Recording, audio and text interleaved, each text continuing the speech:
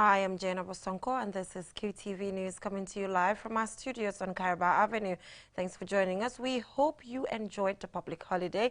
And now here are the main news headlines. The Gambia Armed Forces Reaction Force 2 have returned from Turkey after 3 months intensive military training.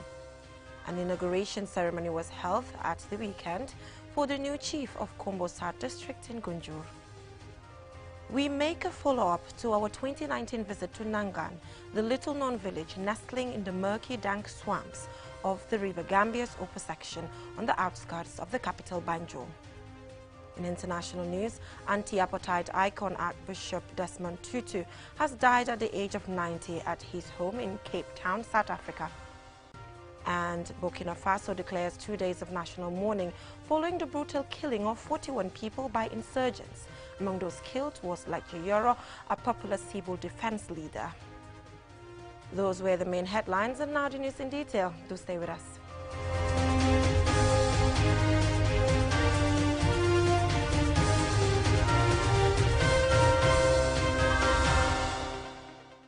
I am Jana Bosonko, and this is QTV News. Thank you for joining us. Now, the Gambia Armed Forces Quick Reaction Force 2 have returned from Turkey after 3 months intense military training. The contingent, made up of 250 soldiers, are back in the country, fully equipped and prepared for deployment. Babu Kursi has the rest of that. The 250 men and women of the Gambia Armed Forces touched down on Saturday at the Banjul International Airport after completing 3 months training in Turkey. The Quick Reaction Force are undergoing a series of training courses by the Turkish and British militaries in preparation for deployment for UN peacekeeping missions. In welcoming the returning contingent at the airport, the Deputy CDS of the Gambia Armed Forces, Major General Mamat Ocham, thanked and congratulated the contingent for maintaining discipline throughout the training period. And on behalf of the Chief of Defence Staff, and indeed on behalf of the Commander-in-Chief of the Gambia Armed Forces, His Excellency, to use this opportunity to thank our Turkish friends for this rare opportunity. As I said, the logistics and everything that has been put at your disposal, from transportation to the accommodations and to the training facilities put at our disposal in Turkey, we have not paid a bullet for it. It signifies the true friendship that the Turkish authorities have shown to us, and we want to appreciate and thank them for this. Major General Cham reassured the QRF2 that the aim and objectives of sending them for training is to prepare them for UN peacekeeping missions, and thus the government of the Gambia and the GAF High Command are on course to fulfilling that promise. The contract arrangements have already been signed with a Turkish company, and at any moment from the new year, we should be able to receive the critical enabling equipments that have been contracted to a Turkish company, so that will give us now not only the professional training, but also the required logistics and the critical equipment that we will need to launch the Gambia Armed Forces back into a UN mission. The QRF2 contingent was led by Lieutenant Colonel Amadou Bojang, who first began by telling us some of the things they've learned whilst in Turkey. Well, it is a very good experience for us. As you know, training is a continuity. We have learned new experience on IED and mine awareness. We also learned on VIP protection, that is close protection. We also learned about convoy procedures and other stuff. It was a well-researched lessons, and they were very informative, and we are now better prepared. Lieutenant Colonel Bojang was, however, quick to highlight the importance of the training and how it will help them execute their duties. It will enhance our understanding on how, when you come in contact with the IED in the field, how you use your skills and capabilities to neutralize it, and also to prepare a better convoy and the convoy drills. For instance, when a convoy is ambushed on the road, the kind of drills that you should take, and any other reaction relating to convoy situation, and also even a VIP protection, because not only securing VIP at home. But you know, you may see yourself in the peacekeeping environment where you have high dignitaries visiting your battalion area. You need to provide them with security. So you need to be equipped with that skills and the knowledge of protecting the VIPs. The training was a specialized and tailored one centering on UN peacekeeping procedures and advanced military tactics. Since the early 90s, Turkey has been committed to intensifying the support to the Gambia Armed Forces in training and logistical support. Babu Karsi, QTV News. Welcome home, soldiers. Now an inauguration ceremony was held over the weekend for the new chief of Kombo South District in Gunjur. The colorful event, attended by dozens of local and traditional leaders, witnessed a flag raising and swearing in of the chief, whose acceptance speech called for honesty, unity and development in his district. Mohamed Lamin Choi was there and he fastened this report. Kombo South District witnesses the inaugural ceremony of their new chief, Falalo Mture, who swears the 3 prescribed oaths with the national flag hoisted to punctuate the beginning of his traditional leadership role of district chief. I, Falalo Mture, having been appointed as the chief of Kombo South District, do swear that I will be faithful, bear ruling allegiance to the Republic of the Gambia, according to the laws. So help me God. The laws. So help me God. The Kombo South District witnesses the inaugural ceremony of their new chief, Falalo Mture, who swears the 3 prescribed oaths with the national flag hoisted to punctuate the beginning of his traditional leadership role of district chief after his appointment by President Adama Barrow in October this year. Chieftaincy is a colonial legacy but still relevant in state administration at district level. As a chief, Falalo Mture is now responsible for, among other things in his district, the implementation of government policies and programs, promotion of culture and other social activities, maintenance of peace, assisting the council in revenue collection, enforcement of all statutes and bylaws, regulations and the lawful policies of a council within the district. In performance of his mandate, the Kombo South chief enjoins his district to be united for development. My priority is human resource development. I am an extension expert by profession, and I think it's human beings that matter. Once we are able to develop human beings to a standard that will satisfy our needs, then we can do the rest. There is no point bringing million computers, for an example, in Gunjur when people do not have the capacity to use. At a local government level, there is an existing chain of authority from the village head to the chief and to the governor, who is the regional head. The relationship between these leaders facilitates the smooth running of state administration at the grassroots. The governor of the West Coast region, Lamin Sane, calls on the chiefs to play their part in maintaining a stable country for national development. One of the objectives of the chiefs here is to ensure that justice is dispensed, and this is why when I was talking, I emphasized that chiefs must come together to ensure that the country is stable. Because today, if you look at the country, more so in the Kombo here, we have more of land disputes in other places. And those land disputes are caused by people themselves, not by government or by no other person, but people themselves are responsible. So therefore, to avoid those kind of things, I think the chiefs have to play with the alcalis so that justice could be done. The inaugural ceremony of the new chief was also attended by district chiefs and alcalos in the West Coast region. The people of the district watched while they rejoiced at a historic occasion of the dawn of a new leadership that is tasked to perform functions that will directly or indirectly affect their lives during his tenure. Mahmoud Lamin Choi, QTV News. Well, congratulations to Mr. Ture, new chief of Gunjur. Now, in 2019, QTV visited Nangan village to interview some of the people living in this little-known village nestling in the murky, dank swamps of the River Gambia's upper section on the outskirts of the capital, Banjul. 2 years on from that visit, Zainab Haidara revisited Nangan, and here's what she found. Nangan is a small village in Banjul. The name means fishing place in the Syrian language. People have settled in this village for several decades, and today The settlement is inhabited by more than 100 residents, over half of whom are school-age children. In keeping with the meaning of the village name, many people in Dangan earn a living scooping oyster and small fish in their net from the muddy banks of the river. The village founder is generally mentioned as being a woman who repeatedly lived to the age of 125 years.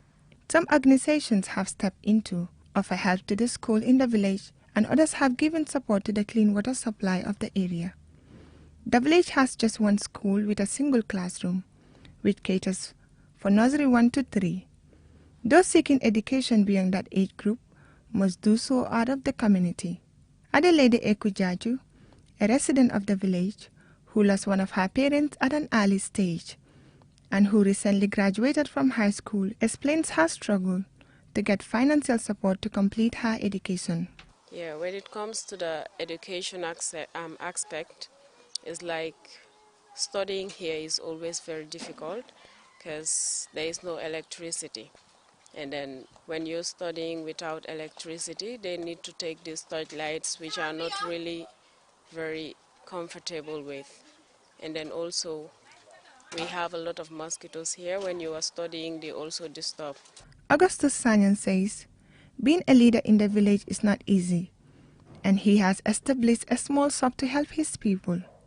He also mentions that Dangan is a minority Christian community, where the Jola tribe are in the majority.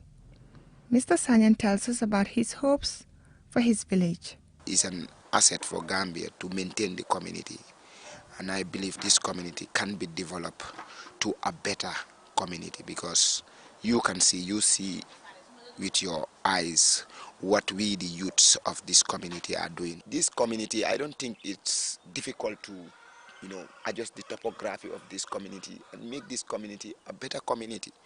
One reason many do not know of Dangan's existence may be because of the lack of proper route leading into the settlement.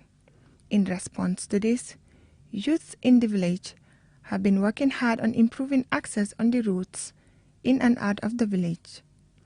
According to the village alcalde, they need support in many ways to improve conditions in the village. The community is hopeful of getting support from outside and inside of the Gambia to improve their living conditions. Dangan villagers think their lack of infrastructure and resources is due to people and organizations not knowing of their existence. They hope they are not a case of out of sight, out of mind. For QTV News, I am Zainab Haidara. From that story by Zainab Haidara on Nangan Village, we will now go for a short commercial break. And when we come back, we have some more stories for you. Do stay tuned.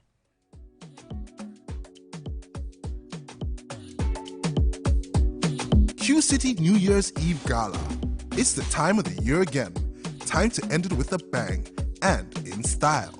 Join our annual New Year's Eve feast in a breathtaking environment with the amazing Keba Taylor Band and the exceptional Bud Hammer, the man with the golden voice. And to top it all, the jaw-dropping fireworks at midnight to celebrate the beginning of a rocking new year filled with all the happiness in the world. Celebrate and make New Year's resolutions with family and loved ones at Q City. Tickets are only $3,500 for individual and $2,000 for children 12 and under, and a 10% discount for every table of 10. Call 33-72489 or 33-00056 for more info. Q City New Year's Eve Gala. Cheers to the good life that awaits us all.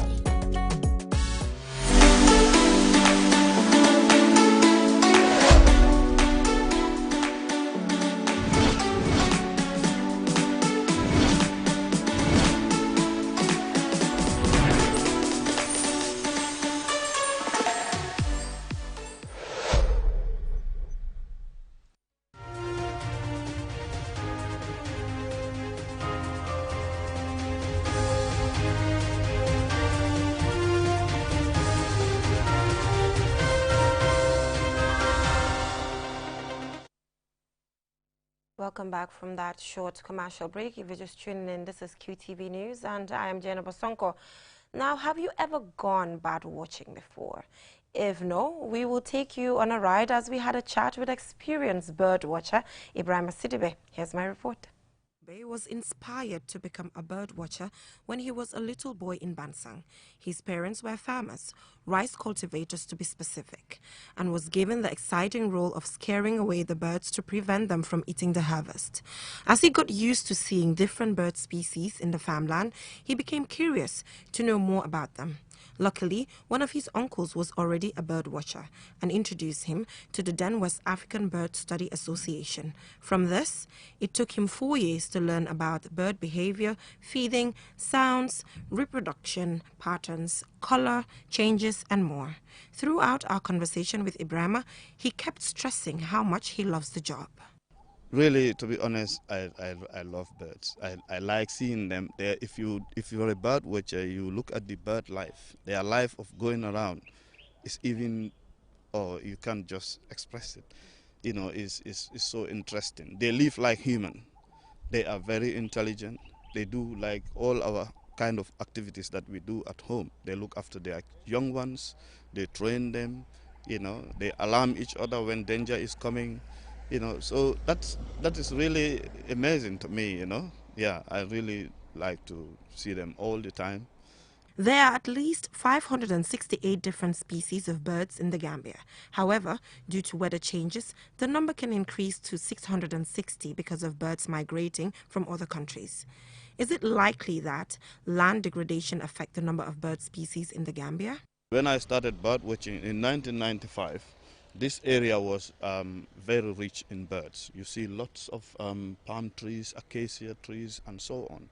But now we have squatters, people who, you know, decide to resident around here, you know, without even owning the place. So they just chop all the big trees out. So that means, you know, the bird life is going down slowly. So we also appealing to the government so that, you know, the area can be protected. Ibrahima Sidibe is part of the Gambia Bird Watchers Association, an organization working for the welfare of bird watchers and more. We asked Ibrahima to tell us about the association structure. Well, we are well structured, you know. Actually, we have a very good leader who is doing very well with the association. We are well organized. We have information centers in different hotel areas like Senegambia, BB Hotel here. That is the main headquarters. And then we have one at Cape Point. But I would tell you that definitely we are doing well.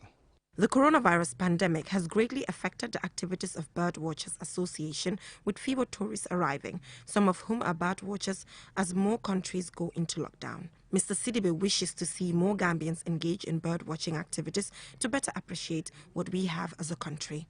Reporting for QTV News, I am Jenna Wasonko. Now let's take a look at stories beyond our borders.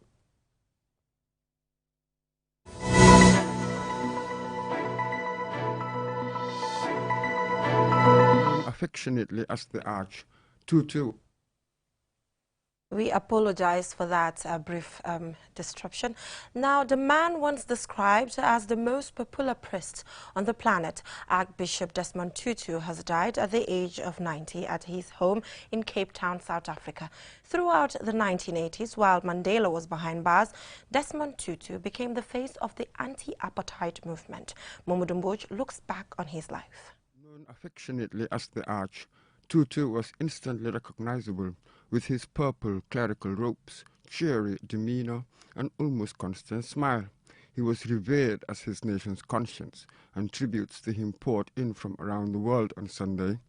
In his tribute to Tutu, South Africa's President Cyril Ramaphosa, said the Archbishop's death marked another chapter of bereavement in our nation's farewell to a generation of outstanding South Africans. On Tutu's retirement as Archbishop, Mandela said of him at a service of thanksgiving, I quote, "His joy in our diversity and his spirit of forgiveness are as much part of his immeasurable contribution to our nation as his passion for justice and his solidarity with the poor." And according to the BBC's Africa correspondent, Andrew Harding, it is impossible to imagine South Africa's long and tortuous journey to freedom and beyond without Archbishop Desmond Tutu. While other struggle leaders were killed or forced into exile or prison, the diminutive, defiant Anglican priest was there at every stage, exposing the hypocrisy of the apartheid state, comforting its victims, holding the liberation movement to account, and daring Western governments to do more to isolate a white minority government that he compared unequivocally to the Nazis. At just 5 feet 5 inches tall, with his trademark giggle, Tutu commanded a near-universal consensus of admiration and respect. Born in 1931 to a teacher father and a domestic servant mother in a farming town 100 miles southwest of Johannesburg, Tutu graduated from the University of South Africa in 1954, and after 3 years as a high school teacher, he began to study theology, becoming ordained as a priest in 1960.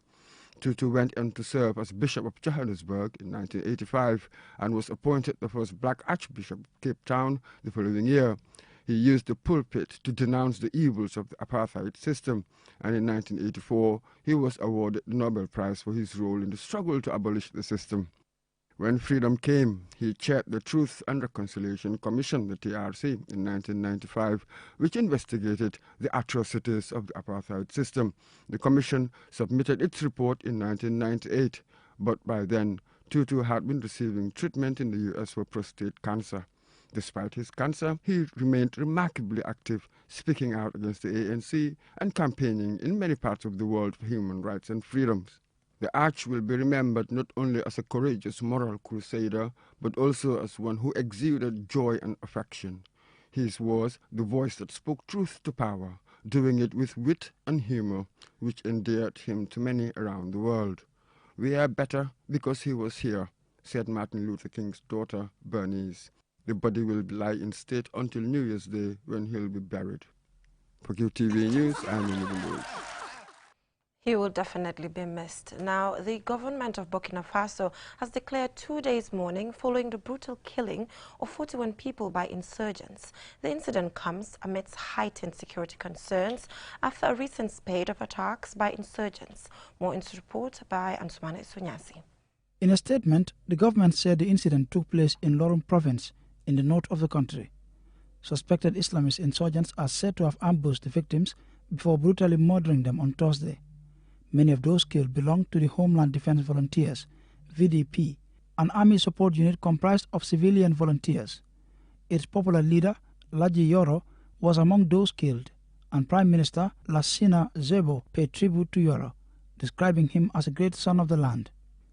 Zebo said he was grateful for the courage and sacrifice made by these patriots, in particular the fierce resistance fighter, Ladji Yoro, and others who fell in defense of the motherland. Burkina Faso has been hit by terror attacks in recent years, perpetrated by militant groups. The attacks have claimed thousands of lives and forced more than 1 million people to flee their homes. Although no group has yet claimed responsibility for Thursday's attack, several armed groups affiliated with Al-Qaeda and the so-called Islamic State have been fighting government forces in the Sahel region. Concerns over the rise in attacks by insurgents remain a major security issue in the country. The government has been struggling to address the security crisis. In November, 49 military officers and at least 4 civilians were killed following a similar attack, leading to the resignation of former Prime Minister Christophe Dabier. Thursday's attack is considered one of the worst in recent memory and sparked protests calling for President Kabore to step down. President Kabore has not responded to those calls to step down, but has expressed sadness over the incident and promised swift action. He also paid tribute to Yoro, describing him as a model of the determination of the Burkinabe people to fight the enemy. Antoine Sonyasi for QTV News. May their souls rest in perfect peace. Now, before we end this news bulletin, let's take a quick look at our main headlines. The Gambia Armed Forces Quick Reaction Force 2 have returned from Turkey after 3 months intensive military training. An inauguration ceremony was held over the weekend for the new chief of Kombo South District in Gunjur.